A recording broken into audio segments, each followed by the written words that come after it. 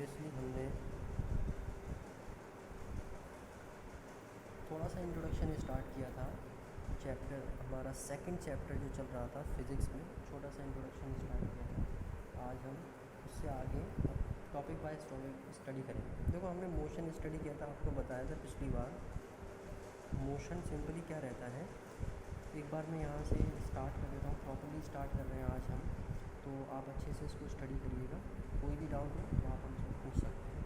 देखिए, मोशन क्या होता है, जब भी कोई ऑब्जेक्ट किसी जगह पर प्लेस्ड है, ठीक है, और with respect to the time, time के रेस्पेक्ट में उसकी पोजीशन में अगर कुछ भी चेंज होता है, ठीक है, टाइम के रेस्पेक्ट में उसकी पोजीशन में कुछ भी चेंज होता है, तो इस कंडीशन को हम क्या कहते हैं, इसको हम कहते हैं मोशन।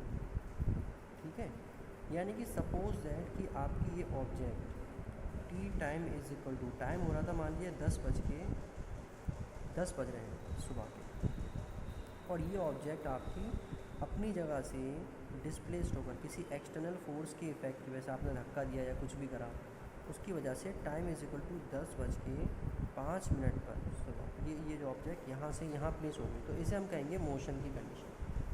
ये ऑब्जेक्ट इस पोजीशन से इस पोजीशन पर आ with respect to the time, ये हो गया आपका मोशन। अब अगर हम बात करें कि कोई भी ऑब्जेक्ट कितने तरह की मोशन कर सकती है, तो ये पॉइंट आएगा आपका types of motion. Types of motion की बात करें तो यहाँ कई सारे टाइप्स होते हैं मोशन के, इसमें से हम डिस्कस कर लेते हैं उन टाइप्स को।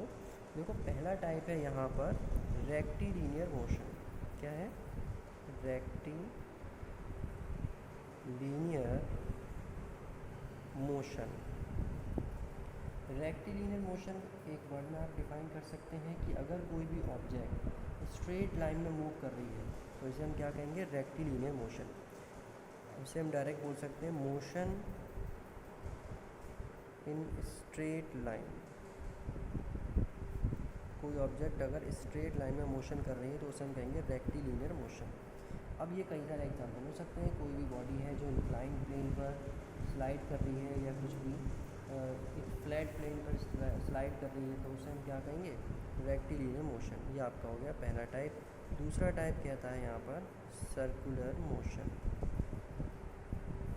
सर्कुलर मोशन, इस मोशन को डिफाइन करने के लिए हम क्या कहेंगे, अगर कोई भी पार्टिकल इस तरह से मोशन कर रहा है तो उसका जो मोशन का पाथ है वो कैसा है, सर्कुलर है, तब हम कहेंगे कि उसकी मोशन कैसी है, सर्कुलर मोशन। तो इसको हम कैसे डिफाइन कर सकते हैं, if particle move in circular path, कोई पार्टिकल अगर सर्कुलर पाथ में मूव कर रहा है तो उसकी मोशन कैसी होगी, सर्कुलर मोशन। अब सर्कुलर मोशन के आप अपने आप से भी कई सारे एग्जांपल चेक कर सकते हो डेली लाइफ में।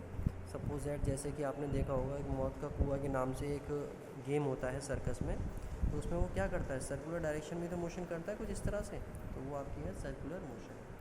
अब नेक्स्ट पॉइंट आता है इसका, third point, oscillatory motion. Oscillatory motion, मैं एम डिनोट करूँगा सिर्फ, तो आप समझ जाना ये मोशन के बारे में।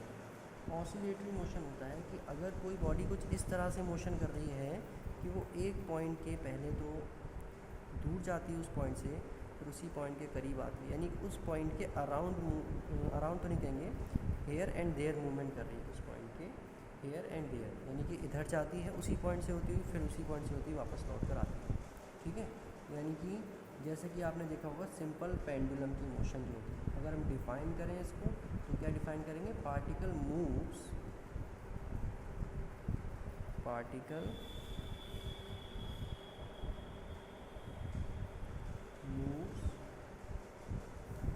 To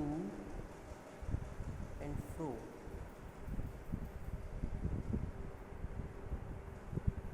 about a given point,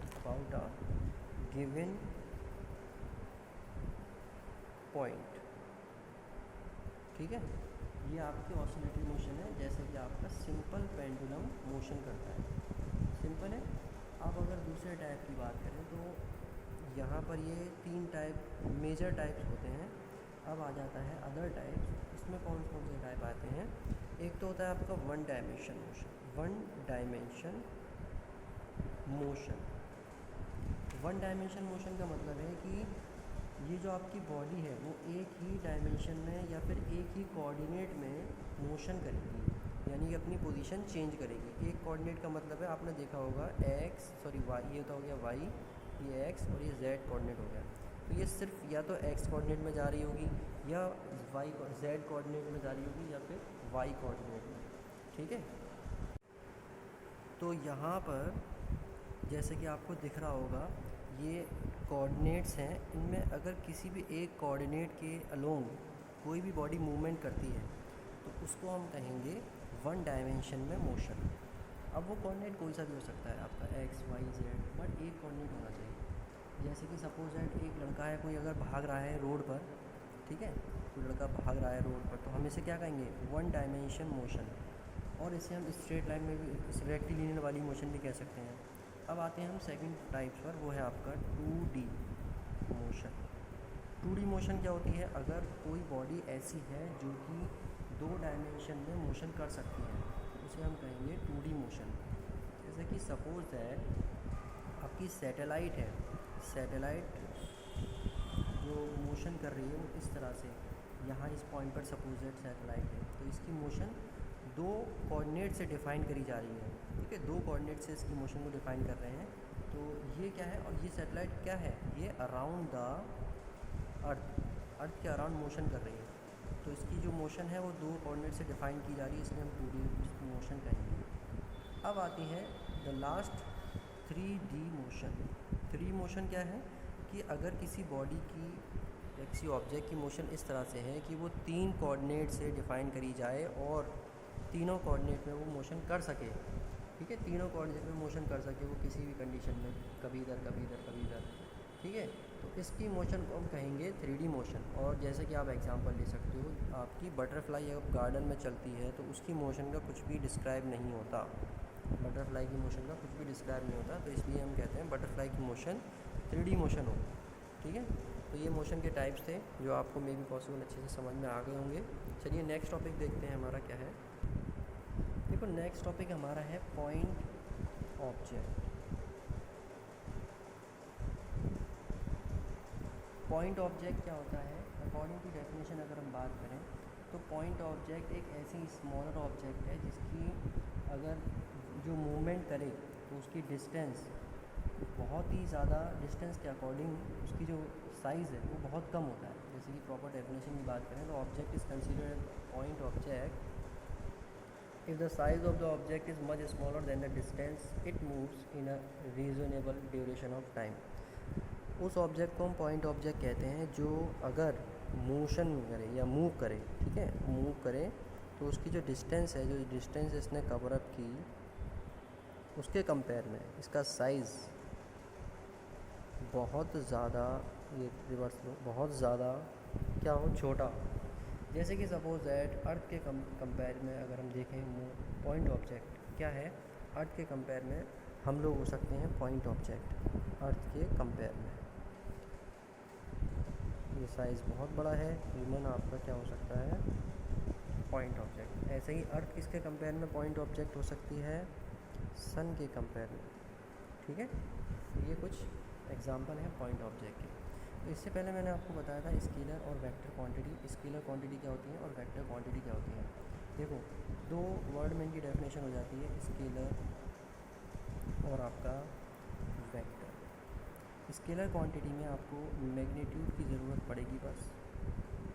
magnitude क्या होता है, जब भी हम किसी क्वांटिटी को डिफ़ाइन करते हैं कि 10 न्यूटन फोर्स है या फिर 50 मीटर की डिस्टेंस है, तो ये क्या है, 10 और 50, ये मैग्नीट्यूड होता है हमेशा, जो नंबर फॉर्म में आता है वो मैग्नीट्यूड है, और एन न्यूटन और ये सब यूनिट होती है।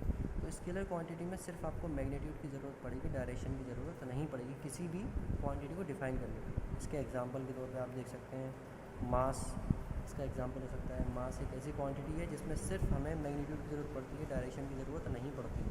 अब आता है आपका लेंथ हो सकती है इसकी, टाइम है आपका, टाइम किसी भी डायरेक्शन में चले जाओ सेम ही तो रहेगा, ऐसे ही स्पीड है, ठीक है। ये कुछ एग्जांपल हैं इसके स्केलर के। वेक्टर क्वांटिटी की बात करें तो यहाँ पर सिर्फ मैग्नीट्यूड की के साथ साथ डायरेक्शन की ज़रूरत पड़ती है। क्वांटिटी को डिफाइन करने के लिए आपको मैग्नीट्यूड भी चाहिए, डायरेक्शन भी चाहिए। जब भी आप बात करोगे, जैसे कि सपोज दैट एग्जांपल, ये क्या है इसका डिस्प्लेसमेंट। अगर डिस्प्लेसमेंट को आप डिफ़ाइन कर रहे हो तो आपको बताना होगा कि किस डायरेक्शन में कितना डिस्प्लेसमेंट जा रहा है। ऐसे ही हो सकता है ये वेलोसिटी, सिमिलरली जा सकता है एक्सेलरेशन। ये आपके कुछ एग्जांपल हैं, ठीक है। तो वेक्टर क्वांटिटी के लिए मैग्नीट्यूड और डायरेक्शन दोनों इम्पॉर्टेंट है। अब आता है आपका main important topic, position, path length and displacement. Position क्या होता है?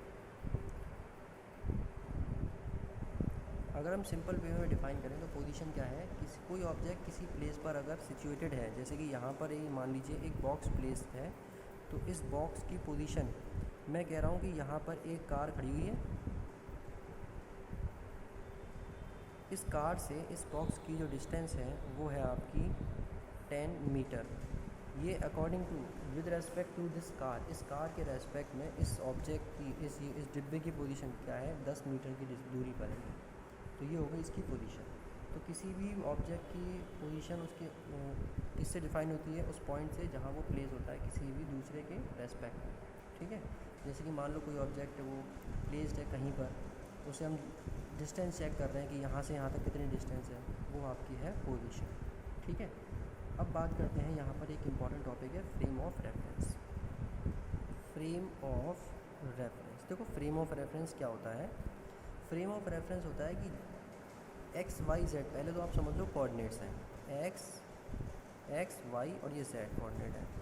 तो इन कोऑर्डिनेट्स के रेस्पेक्ट में हम किसी भी ऑब्जेक्ट की पोजीशन को डिफाइन करते हैं कि ये ऑब्जेक्ट यहाँ पर है, ये ऑब्जेक्ट यहाँ पर है। तो इनके रेस्पेक्ट में जब हम किसी ऑब्जेक्ट की पोजीशन को डिफाइन करेंगे तो इस कोऑर्डिनेट सिस्टम को हम कहेंगे आपका फ्रेम ऑफ रेफरेंस। अब ये फ्रेम ऑफ रेफरेंस क्या है, ये फ्रेम ऑफ रेफरेंस और दूसरे पॉइंट में डिफाइन करें तो ये किसी भी ऑब्जेक्ट को दूसरे ऑब्जेक्ट के रेफरेंस में बताता है कि इसकी पोजीशन यहाँ है, इसकी पोजीशन यहाँ है, ठीक है।